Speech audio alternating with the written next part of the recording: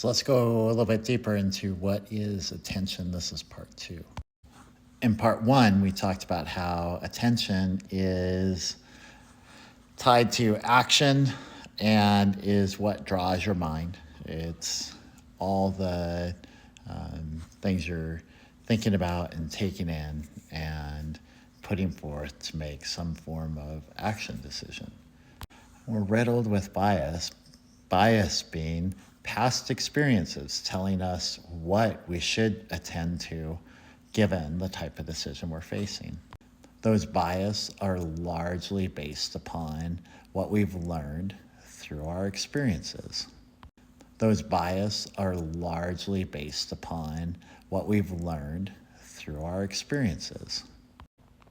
A rock climber, for instance, might be biased on which holds to grab onto based upon past experiences of both where they choose to look, given their position, their experience with this current climb, and various aspects of what they like as solid holds.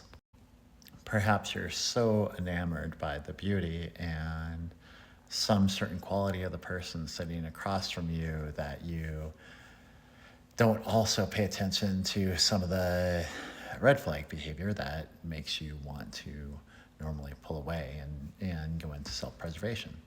So part of what matters in attention is what matters to you in that particular moment. That's where those biases really come in, and that's where we can really learn to do better or different with attention in certain performance environments. Vigilance is also a huge part of attention. So there could be things that you know to look for, and you're going to typically find them. There could be things that you don't know to look for, and even though they're all around you, you don't notice because you do not know what to look for. Backcountry skiing sees this a lot, where decisions get made on avalanche risk that unfortunately fall into this idea of how important is that cue to you, and sometimes people look at something as not important when it really should have been the most vital piece of information. So that's really kind of what comes to us from the environment.